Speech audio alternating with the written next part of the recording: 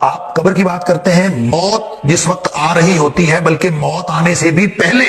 جب ملک الموت آتا ہے اسی وقت کلیئر ہو جاتا ہے کہ اس نے جنت میں جانا ہے کہ جہنم میں جانا۔ نبی کریم صلی اللہ علیہ وسلم نے فرمایا ملک الموت جان نکالنے آتا ہے، حضرت براء بن عازب رضی اللہ تعالیٰ راوی ہیں اس حدیث کے، کہ ملک الموت آ کے کان کے پاس بیٹھ کے اس کو کہتا ہے بھی جان نکلنی ہے، ادھر ہی پڑا ہے دنیا میں، تو وہ آ کے کان کے پاس کہتا ہے اس کو جس نے جنت میں جانا ہوتا ہے اس کے لیے وہ جنت سے کفن لے کے آتے ہیں، خوشبودار کفن جس میں روح ڈالنی ہوتی، اور جس نے جہنم میں جانا ہوتا ہے اس کے لیے وہ کفن جہنم سے لے کے آتے ہیں، بدبودار کفن ہوتا ہے۔ فرشتے ساتھ ہوتے ہیں، ڈیوٹیاں لگ جاتی ہیں، سب بیٹھے ہوتے ہیں، وہ آ کے کان میں اس کے پاس کہتا ہے یا ایتھا النفس الطیبہ، اے پاکیزہ روح، اخرجی نکلو، اللہ اکبر، الی مغفرۃ من اللہ ورضوان،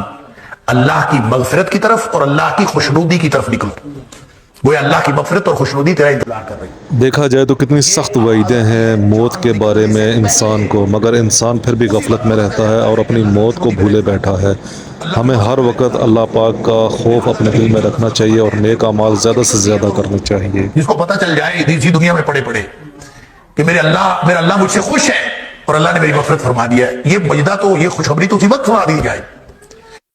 فوراً نکلتی ہے، ایسے جیسے مشک پانی کی بھری ہوئی ہو اس کا بند کھول دیا جائے اور یوں جیسے ایک دم پانی نکل جاتا ہے وہ نکل جاتی ہے آسانی سے، اور فرشتے اس کو جنتی کفن میں لے کے خوشبودار کفن میں لے جاتے ہیں، لمبی حدیث ہے۔ لیکن جو دوسرا کافر اور منافق ہے اس کے پاس وہ جہنم سے کفن لے کے آتے ہیں اور اس کے کان کے پاس آ کے کہتے ہیں یا ایتھا النفس الخبیثہ، اے ناپاک روح، اخرجی الی سخط من اللہ وغضب،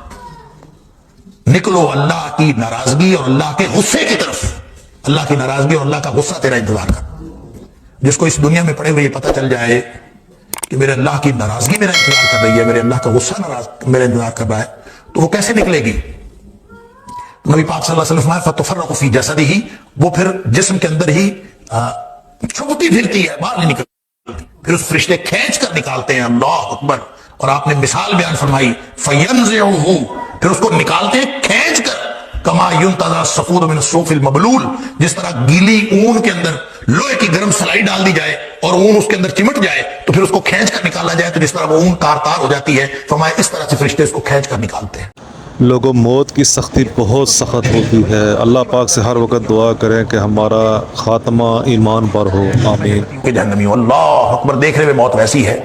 تو یہ سارے مراحل اسی کے مطابق طے ہوں گے، اسی میں ایک مرحلہ اعمال نامے دیے جانے کا ہے اور اسی میں مرحلہ جو ہے وہ پھر جنت اور جہنم کی طرف چلے جانے کا ہے۔ یہ سارے مراحل ہیں لیکن سسپینس کہیں نہیں ہے۔ یہ کہنا کہ سسپینس ہے، سسپینس والی بات جو ہے وہ میں نے ازراہ تفنن کہا تھا کہ آپ نے خود ڈالی ہے، تو بات یہ ہے کہ سسپینس کوئی نہیں ہے، یہ تو شروع سے پتہ چل جائے گا لیکن مراحل اسی طرح سے جاتے جائیں گے، اور جو اس کا مطلب یہ ہے کہ جو شخص اعمال نامہ بائیں ہاتھ میں جس کو ملے گا وہ اس وقت تک کوئی نہ کوئی توقع رکھے گا کہ شاید میرے اگلے حالات ٹھیک ہو جائے، ہو سکتا ہے ایسی بات ہو، اس لیے وہ دیکھتے ہی جو ہی اس کو اعمال نامہ ملے گا تو وہ کہے گا کہ یا لیتنی لم اوت کتابیہ، اے کاش مجھے اعمال نامہ دیا ہی نہ جاتا اور میں اس سے پہلے ہی مر جاتا، موت آئی تھی، موت کے بعد میں مجھے دوبارہ زندہ ہی نہ کیا جاتا۔ تو اس کا مطلب ہے وہ جو اگلا عذاب دیکھے گا اس کے مقابلے میں پچھلا عذاب تو کچھ بھی نہیں ہوگا،